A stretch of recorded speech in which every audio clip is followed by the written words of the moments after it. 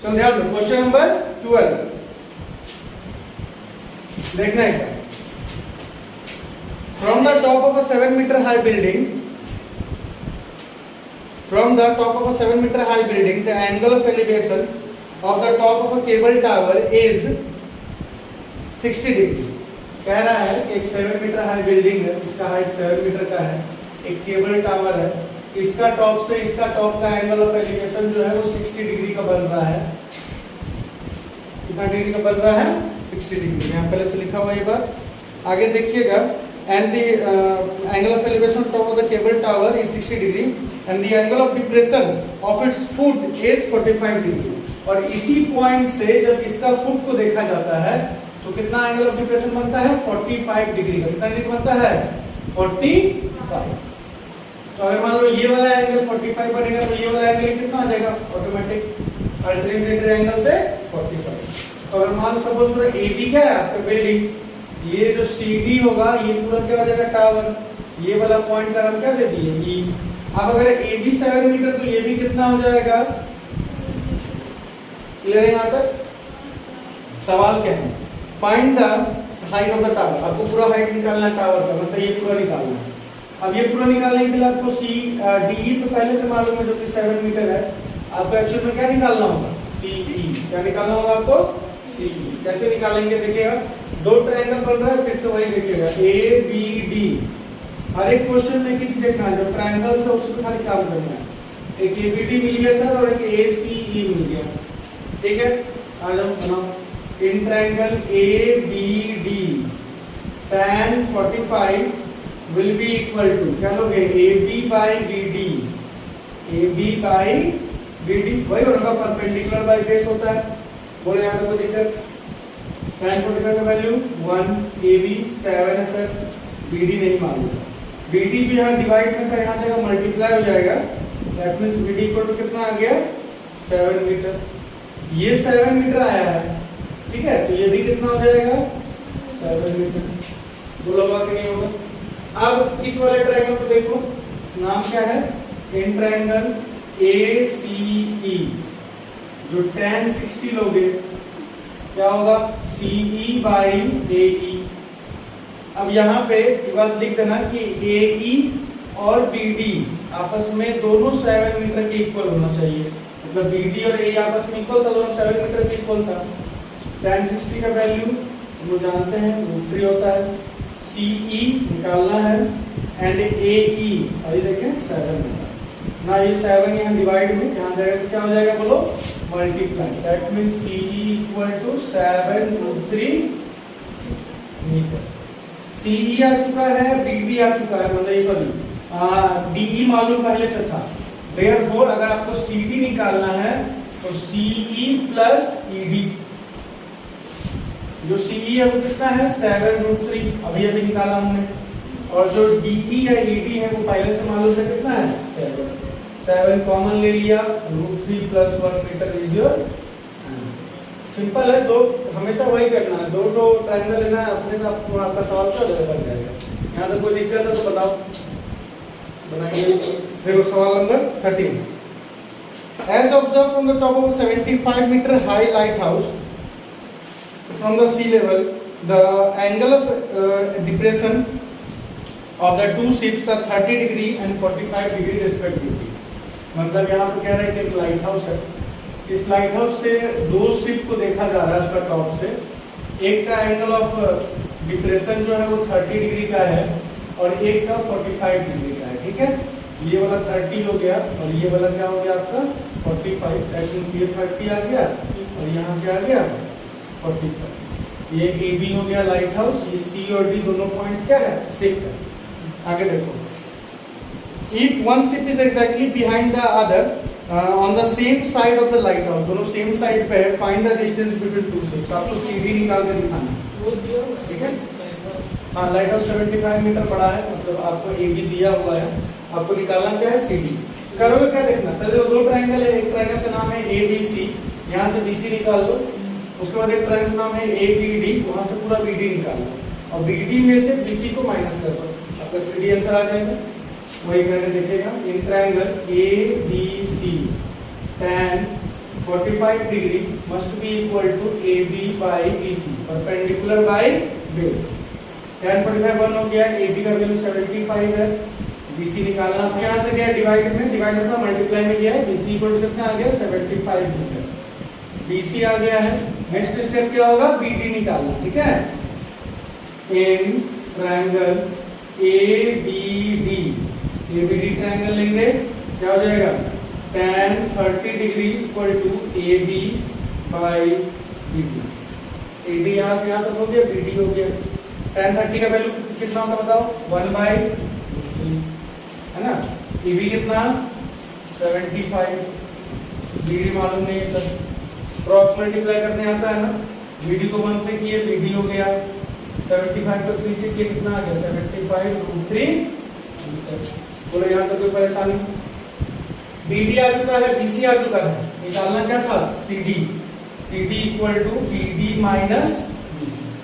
पूरा B D में से बी सी को माइनस कर लेंगे, ऑटोमेटिक क्या बचेगा हम लोग के पास सी, जो निकालना था 75√3 माइनस 75, 75 था बी सी, 75 कॉमन हो गया, √3 minus 1 metre is the answer. Question of 14. A 1.2 meter tall girl spots a balloon moving with a wind in a horizontal line at a height of 88.2 meter from the ground. The angle of elevation of the balloon from the eyes of the girl at any instant is 60 degree. After some time, the angle of elevation reduces to 30 degree. Find the distance traveled by the balloon during that interval. बहुत आराम question है, समझना ध्यान से। जैसे एक point है, इस पॉइंट पे बैलून उड़ रहा है, एक लड़की है यहाँ पे,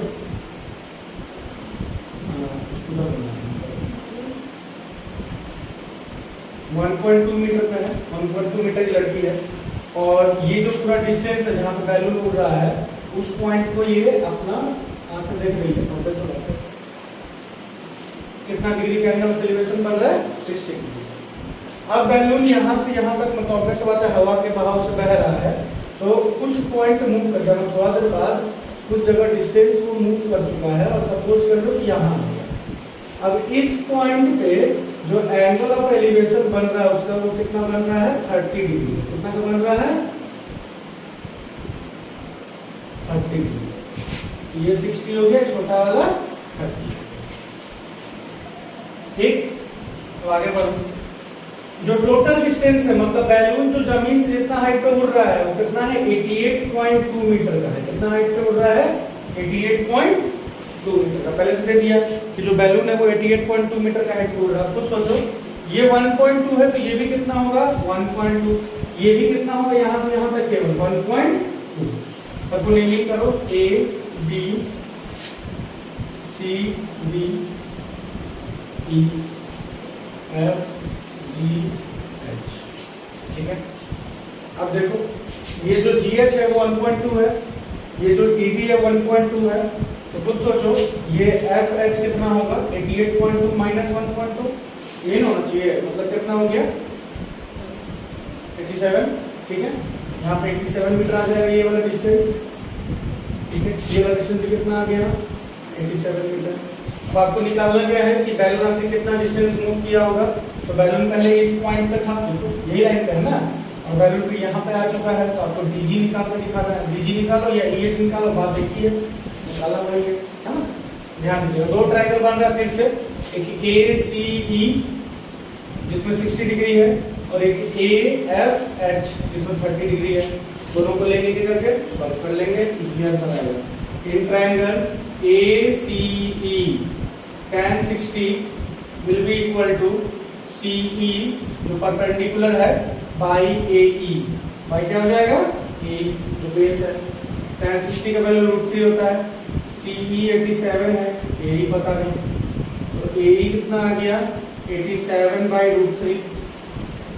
अब इसको यहाँ पे अगर आप रेशनलाइज करते हैं तो फायदा नहीं होगा, क्योंकि बाद में करना ही पड़ेगा ना, क्योंकि हम लोग का फाइनल आंसर क्या होने वाला है, हम लोग का फाइनल आंसर EH होने वाला है। जो हम लोग कैसे निकालेंगे, AH लेंगे और AE लेंगे, दोनों को माइनस करेंगे, तब जाके EH आएगा। तो अभी हम लोग AE निकाल ही रहे हैं, इसको रहने दो ऐसे, कितना मीटर लिख करके।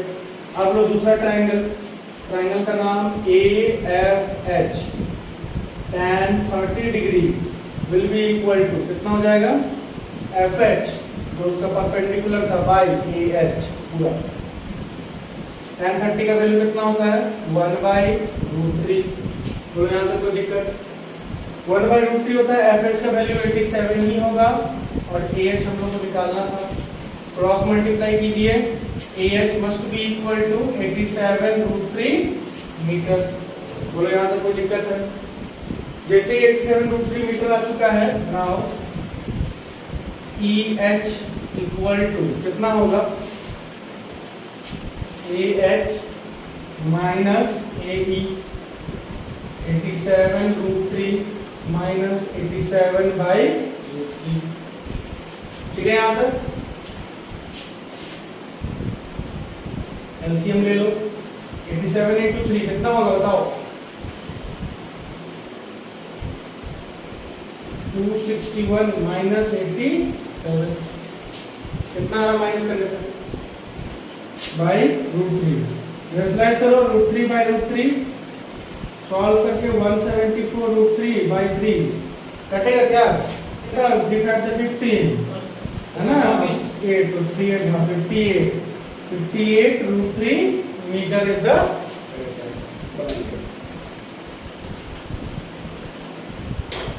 Question number 15।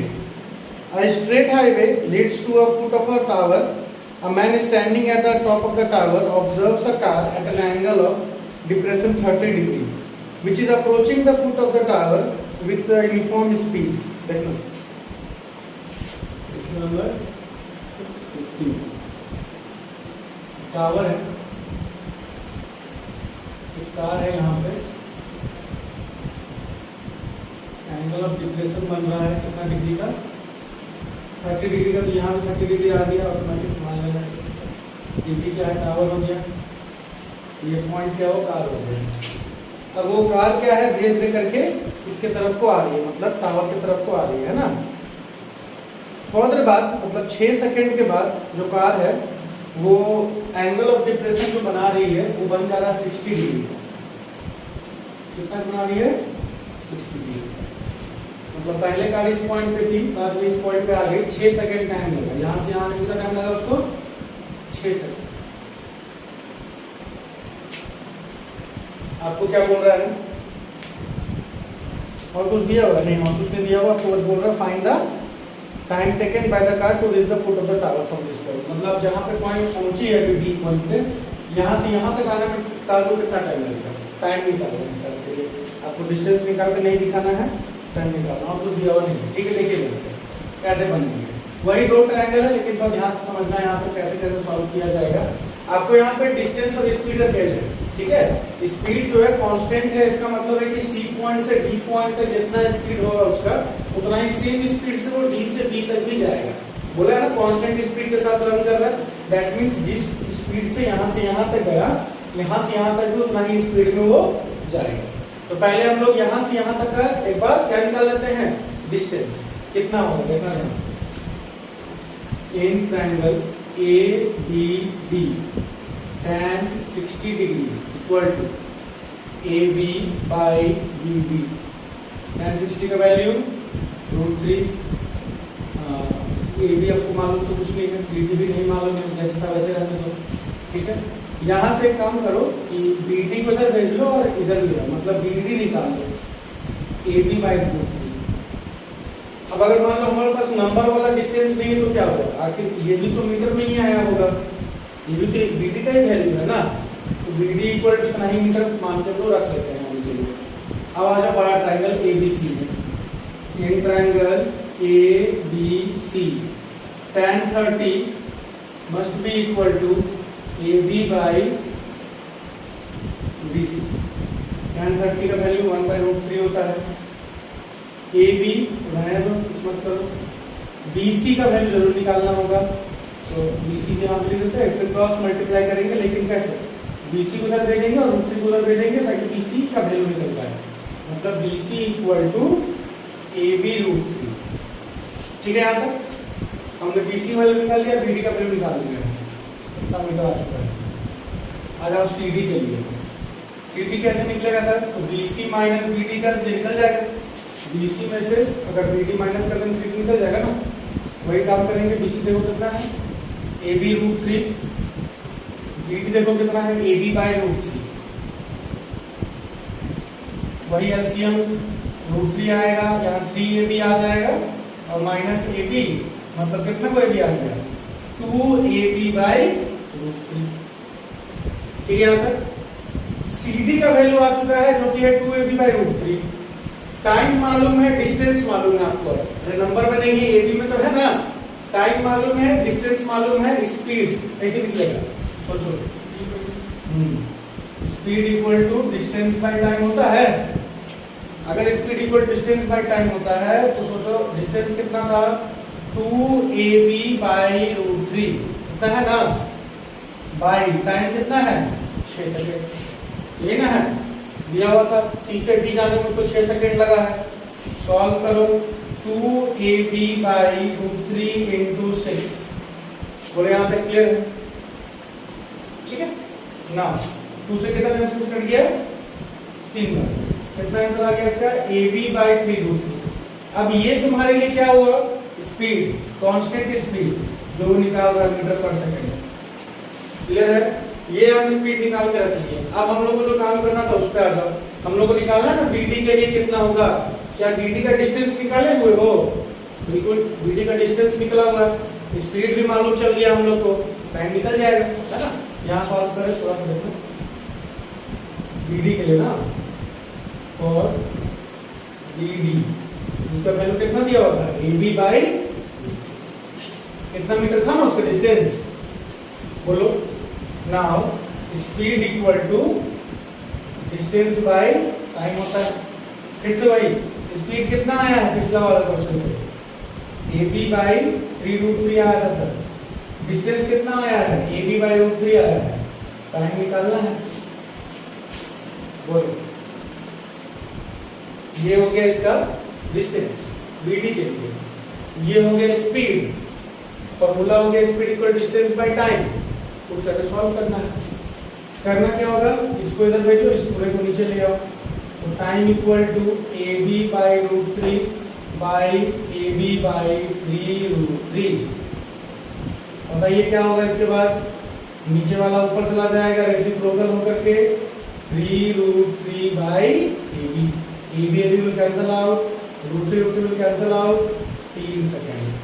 मतलब D से B तक जाने में उसको कितना टाइम लगेगा, 3 सेकंड और लगेगा। पहले C से D तक गया 6 सेकंड में, अब D से B तक जाएगा कितना सेकंड में, बोलो। समझ में आया कि नहीं आया?